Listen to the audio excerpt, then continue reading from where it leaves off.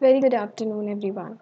I am Samita Parikare, and on behalf of the Holy Tuition family, I welcome you all to today's class. I'm teaching a science class 9, and we are reading chapter 4, that is Structure of the Atoms, and this is your sixth part. So, if you haven't watched any of the particular parts of this chapter, you may go to the playlist and check it out. And one more news is that we are arranging monthly exams. So if you want to appear that, or you must appear, I would say, you just download the app, go to the bottom of the page, click on monthly exams, and appear it on 9th October from 4 to 4:45 p.m. Okay, and don't miss the exam. And let's start. What we're going to discuss today. Let's see. Before that, let me remind you that eTuition is providing quality education for your better tomorrow. So don't forget to subscribe our YouTube channel or download the app from the Play Store. Okay, let's start. So what we are going to discuss today? Why didn't it came? Today we are going to discuss the questions and answers of the chapter Structure of Atom. Okay, we have already completed the chapter and today we are going to discuss the set of question answers of your textbook and rest of the books. Okay, short questions we'll be discussing in the next session. Let's see. So, first of all, the first question is what are canal rays? We have already learnt about the canal rays. So, can you tell me what is canal ray? Canal rays are positively charged radiations. Okay, canal rays are positively charged radiations which led to the discovery of positively charged subatomic particles, that is proton. ठीक है, canal raise किसको बोलते हैं? Canal raise जो है वो positively charge particles हैं जो कि पॉजिटिवली चार्ज पार्टिकल से सब अटोमिक पॉजिटिवली चार्ज पार्टिकल का डिस्कवरी हुआ था जिसको हम क्या बोलते हैं? Proton. Okay. If an atom contains one electron and one proton, will it carry any charge or not? अगर कोई भी particular atom जिसमें एक electron है यानी 1 E minus है and there is one proton that is positive, then वो क्या होगा बताओ? एक पॉजिटिव है और एक नेगेटिव अगर इलेक्ट्रॉन है तो इसका मतलब ये है कि वो न्यूट्रल है, प्लस और माइनस मिलके न्यूट्रल हो जाएंगे. So the answer will be the atom will be electrically neutral as one negative charge is balances the one positive charge. Clear? Okay. If you guys have got any doubt regarding this particular chapter, you may comment below. I'll definitely answer. Okay. Next question. On the basis of Thomson's model of an atom, explain how the atom is neutral as a whole. Thomson ने क्या बोला कि उनके model के हिसाब से हमारा particular electron जो है वो न्यूट्रल है. अब वो कैसा है? Atom consists of a positively charged sphere. Okay. Atom जो है वो क्या है? एक positively charged sphere है and the electrons are embedded in it. This is what Thomson told. Next, he told that the negative and positive charges are equal in magnitude, hence the atom is electrically neutral. This is what the postulates Thomson has given. Okay, you just have to write. That's it. Next question. On the basis of Rutherford's model of an atom, which subatomic particle is present in the nucleus? उनके हिसाब से हमने जो Rutherford atom model किया उनके हिसाब से क्या था? उन्होंने क्या पता लगाया कि हमारा as per Rutherford's model of an atom, the proton which are positively charged are present in the nucleus of the atom. उन्हें क्या पता चला कि positively charged जो हमारे positively charged particles है वो nucleus of the atom में होता है. Alright, so these are just you have to remember the Thomson model, Rutherford model. ठीक है, उससे क्या आप आंसर कर सकते हो. Very easy questions.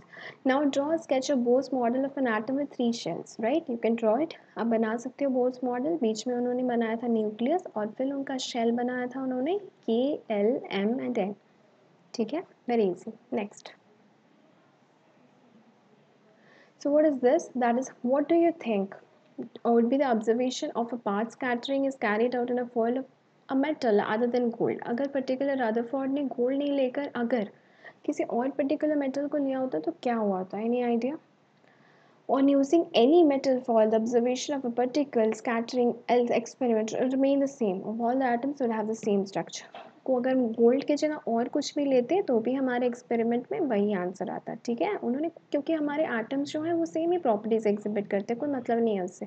कोई दूसरा मेटल भी लेते तो सेम नंबर ऑफ एटम्स ही होता और सेम रिजल्ट ही आता. ठीक है, कोई डिफर नहीं करता. नेक्स्ट, 3 subatomic particles आप बताओ. Protons, neutrons and electrons. Electrons negatively charged, protons positively charged and neutrons neutral. No negative, no charge. Okay. Next, helium atom has atomic mass of 4U and 2 protons in its nucleus. How many neutrons does it have? अगर helium atom है, helium atom का atomic mass कितना है हमें पता है, it's 4u और उसका एटॉमिक नंबर है 2. Hydrogen helium. Now 2 protons in its nucleus, तो न्यूट्रॉन्स कितने हुए? ऑफ कोर्स, तो हमें पता है कि हमारा जो एटम एटॉमिक मास होता है that is actually number of protons plus number of neutrons. अगर बता दिया गया 2 प्रोटॉन है तो 9 न्यूट्रॉन है, आंसर है. Simple. Next, right the distribution of electrons in carbon and sodium atom. आप लिख सकते हो कार्बन और सोडियम एटम में कैसे डिस्ट्रीब्यूशन हुआ है. बताओ. कार्बन जो है उसका एटॉमिक नंबर है 6 एटॉमिक नंबर है, यानी कि नंबर ऑफ प्रोटॉन्स है 6. हमें पता है atomic number is equal to number of protons, यानी 6 है पर्टिकुलर एटॉमिक नंबर कार्बन का, तो नंबर ऑफ प्रोटॉन्स भी 6 ही है. ठीक है, अगर नंबर ऑफ प्रोटॉन्स 6 है is equal to number of proton या इलेक्ट्रॉन्स कर देंगे तो KL 2 शेल आएगा और आंसर आ जाएगा क्या 2 और 4, यानी 6 है टोटल, यानी कि 2 हो जाएगा आपका पहले सेल में K और फिल हो गया, उसके बाद फिर और नेक्स्ट रिमेनिंग 4 होगा, that will be in the L shape. Next atomic number 11 होता है सोडियम का. सोडियम को फिर डिस्ट्रीब्यूट हम कर देंगे फर्स्ट शेल में 2, उसके बाद बच गया आपका 9. ओके, तो 9 अगर बच जाता है सेकेंड शेल में हमें पता है हम 8 भर्ती कर सकते हैं, तो second shell will be 8 and 1 more will be back. Okay, यानी कि फर्स्ट शेल फिलअप कितना हो सकता है 2 हो सकता है, सेकेंड शेल आपका 8 हो सकता है, यानी कि 11 अगर है तो फर्स्ट शेल में 2 भर दिया, उसका इलेक्ट्रॉनिक कॉन्फ़िगरेशन कंप्लीट. सेकेंड वाला ऑक्टेट रूल चाहिए, 8 हो गया, 8 हो गया तो फिर 10 हो गया, उसके बाद और एक बचा है, यानी एल शेल में आपका 1 हो जाएगा.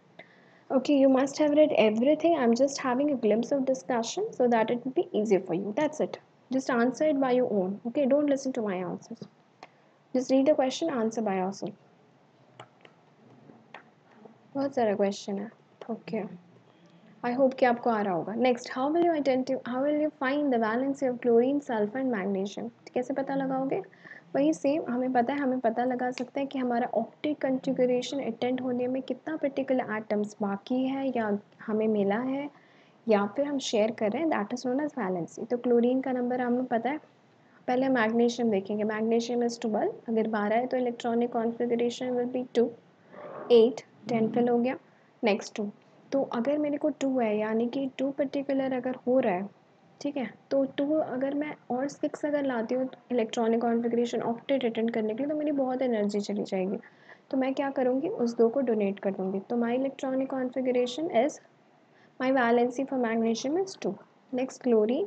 क्लोरीन हमें पता है क्लोरीन का 17 है, फिर से भरते हैं 2, 8, 7. ठीक है, मेरे को 1 चाहिए, हो जाएगा मेरा octet. So chlorine is valency is 1. Sulphur का लिखो 16. 16 का कितना होगा बताओ. वही 2, 8 तो 10 हो गया, उसके बाद आपका 6, यानी कि हमें और कितना चाहिए ऑक्टेट के लिए. ओके, हाँ हमको चाहिए और 2 यानी 2. ठीक है, in this way you can write. Next, with the help of a given table find out the mass number of oxygen and sulphur. तो यहाँ पे कुछ एक टेबल दे दिया गया है, उसमें फर्स्ट 18 एलिमेंट्स दे दिया गया है. ठीक है, और हमें फाइंड क्या करना है, mass number of that of oxygen and sulphur. तो what is the mass number? Do you know what is the mass number of particular thing? Mass number जो होता है एटॉमिक मास नंबर, वो नंबर ऑफ प्रोटॉन्स पर number of neutrons होता है. तो हमें ऑक्सीजन का निकालना है. ऑक्सीजन का नंबर ऑफ प्रोटॉन्स है 8 और नंबर ऑफ न्यूट्रॉन्स है 8, यानी कि हम जब ऐड करेंगे तो हमें मास नंबर मिल जाएगा. We have already read in one of the particular videos that mass number को कैसे इवेलुएट करता है. Number of protons plus number of neutrons is equal to mass number. तो गिवन है 8 + 8 is 16. और एक हमें चाहिए सल्फर. सल्फर का भी वैसे निकालो.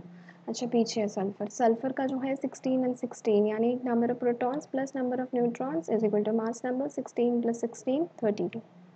Okay, next, for the symbol H D T tabulate 3 subatomic particles found in each of them. ये क्या है, that is H is high. हमें पता है एच, डी और टी जो होता है दैट इज 3 पर्टिकुलर जो हमारे फॉर्म्स हैं ऑफ दैट ऑफ हाइड्रोजन. ठीक है, तो आइसोटोप्स हैं, वो क्या क्या है, दैट इज़ आपका प्रोटियम, ड्यूट्रियम एंड ट्रिटियम. ठीक है, तो उसको हमें क्या करना है, टैबुलेट करना है. तो हम कैसे करेंगे, फॉर द सिंबल, यानी कि 3 पर्टिकुलर आइसोटोप्स को, हम हाइड्रोजन को हमें क्या नाम दिया, प्रोटियम, ड्यूट्रियम एंड ट्रिटियम. तो उनका मास नंबर कितना है, पहले का मास नंबर 1, दूसरे का 2 और तीसरे का 3. हम कैसे लिखते हैं, 1 1H, 2 1H and 3 1H. The last one is 3 1H. Okay, it's not 2 1H. तो यहाँ पे मास 1 2 3 होता है. Okay, next, write the electronic configuration of any one pair of isotopes and isobar. Isotopes किसको बोलते हैं? Same atomic number, different mass number. And isobar क्या होता है?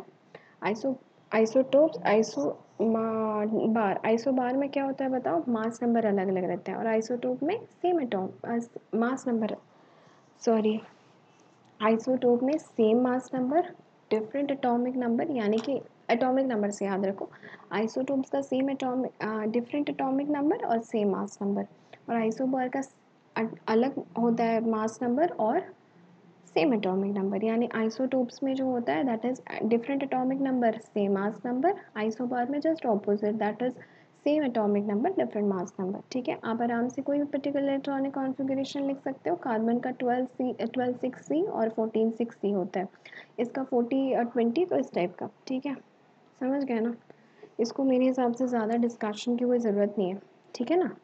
सो I hope that you understand today's session. और ये बस कुछ नहीं है, बस मेरे को आंसर्स देना नहीं है. This is not for me, this is for you. Okay, तो आई होप कि जब जैसे मैं जिस गति से आंसर्स पढ़ रही थी, आप भी उसी गति से आप आंसर्स कर पा रहे हो, क्योंकि वो ज़्यादा इंपॉर्टेंट है. उसी से आपको अंडरस्टैंडिंग कितनी हुई है इस चैप्टर की पता चलेगी. So it's not for me to make you understand, it's now for you to answer the question by seeing the questions. That's it.